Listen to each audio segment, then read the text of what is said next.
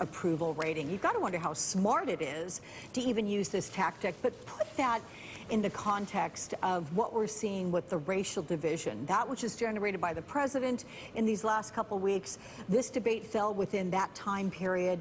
What are your thoughts on that?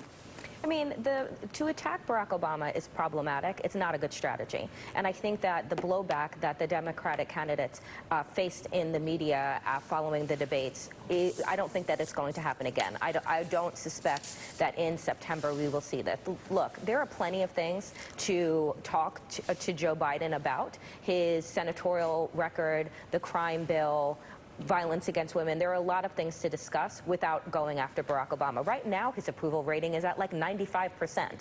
You know, so I agree with Jesse that we need to be reminding people what a positive, thoughtful, dignified administration looks like, and and contrast that to the absolute chaos that we're living in right now. And so for Democrats right on the stage to try and distinguish themselves by going after Barack Obama is a poor move, because if you poll people now, Barack Obama sits very closely in their hearts. And so attack Joe Biden on his record. He's been in public office for 30+ years, right? But don't go after the Obama administration. You're not going to win any points with Democrats or independents for that matter by doing that. It's a losing strategy. To the point of chaos that you make there, is this also, because of Donald Trump, somewhat bleeding into the Republican Party? And this will be to you, Rick, and you, Kurt.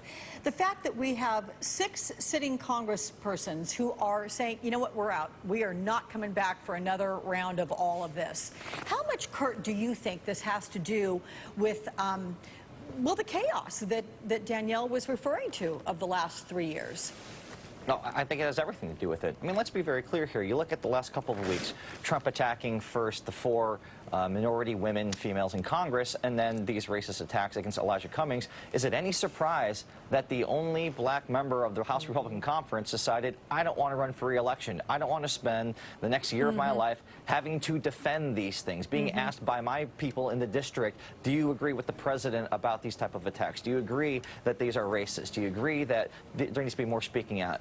Do you want to speak out for the Republican Party or not? This is a guy who, by the way, a couple weeks ago was dubbed one of the future people of the Republican Party, and now he's taken his ball and leaving it because he doesn't want to deal with it anymore, and he's certainly not going to be the only one. I think that what we're going to see here in August is a lot of members of Congress spending time at home in their districts with their families, with their constituents, and really thinking, gosh, is this really worth it? Is this what I want my life, my legacy to be about? Because I'll tell you, when we look at what's going on with these attacks against Cummings in Baltimore, and you look at Republicans, they're going to be judged right now about whether they stand up against it or whether they don't. Will they show up when it matters most? And I think a lot of these people are deciding that it's a lot easier for them to just go away. How much do you, Rick, think this has to do with the tenor of things, the attack on Elijah Cummings, and the level of, racist tweets, racism that this president's been accused of throughout his years in office? I think it has everything to do with it. Look, I think it's very hurtful because there are a lot of people, look at the age of Elijah Cummings, who there in his own remarks talked about, he's at the end, he's toward the end of his own life. He lived under racial tensions, not only in his city, but in Washington, D.C., and Los Angeles, and in this city in New York. And those were bad days. And the president brings those things up, and it reminds people of a place we don't want to go back to. That things are there. Is there racism? Yes, but do we want to go back to those types of days? No, we don't. And the president brings those up, and it's hurtful. And for the Republicans, for the Democrats to attack Barack Obama, it's really maniacally stupid. I mean, it's disqualifying because African Americans, well, it's not just African Americans, but his approval rating is so high in them, and you are not going to be the nominee unless you have support of African Americans, and that's particularly true in South Carolina, where half the Democratic base is more than half the Democratic base is African American. And think about this. In 2016, the African American vote in Michigan, Wisconsin, and Pennsylvania, so think about cities like Philadelphia and Milwaukee and Detroit, it was down. The participation was about 56%. 4 years before that, it was at 66%. So that's the difference between winning and losing. That's the difference between a racist president and not having a racist president. And so that's, you know, that is the key vote. And why you would want to attack, you know, someone that they hold in high regard, and rightfully so, is just beyond me. And I agree with Danielle. It's probably not going to happen again. I think they all figured that out. Yeah. You know, and as if all that happened a couple of weeks ago and everything in the wake of that was not enough, can we put up the tweet from the president that was calling out the burglary at Elijah Cummings' house a week ago? Really bad news. The Baltimore house of Elijah Cummings was robbed. Too bad.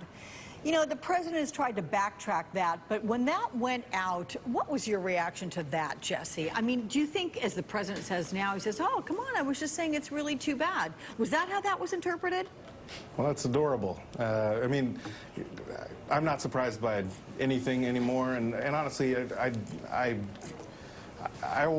he's forfeited the benefit of the doubt at this point, so I don't give him that. But I do give Representative Cummings all the spotlight he wants after this. So if he wants to keep shining a light on Baltimore, let's keep it there, and let's keep folks flowing to the city, including me. I'm going to plan a trip there as soon as I can.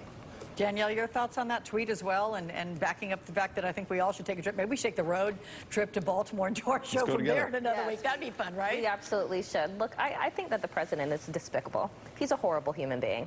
And, you know, and to me, that tweet is about trying to incite some type of violence, some type of harm to Elijah Cummings. Like, if that is what you think about your base, that this is what plays with them, then, you know, the base should be insulted, right? Then those people should be insulted instead of cheering him on at rallies. What he said, does he think that we're stupid? That we don't know that his too bad was sarcastic, right? He doesn't care about Elijah Cummings. He doesn't care about the people of Baltimore. And he shows that day in and day out. And so, you know, I shake my head and I say, yes, everyone should go to Baltimore. We should do a road show. Everyone should show up in that city. It's a beautiful city. And, you know, and just disregard the president because he's despicable. Yeah. All right. Well, I'm going to speak out to my boss, Yvette. Hey, Yvette, considering we'd love to go on the road and do it from Baltimore and support it any way we can. I want to thank all four of you guys for some really thoughtful, interesting, great conversation with just the right tone from all of you. So Danielle, Rick, Jesse, Kurt, you guys, thank you so much. Appreciate it. Thanks, Alex. Thanks, Alex. So the FBI warning and the QAnon slogan that turned up at a Trump rally, we're going to make sense of that if we can, next. Based on the best-selling novel. Call it fate, call it luck. I was meant to be their dog. You'll laugh, you'll cry, you'll fall in love. Oh, sweet boy, come here. This was where I truly belonged. The Art of Racing in the Rain. Rated PG. Friday. Fill up for the chance to win free fuel for a year. That's one of thousands of prizes in the Shell Great Gas Giveaway. Fuel Rewards members are automatically entered when they fill up at Shell. On the beautiful island of St. Lucia, only at Sandals can you stay at one resort and play around at all three. Play around wherever you want. Play around as often as you like. Dine around at 23 gourmet restaurants. Enjoy unlimited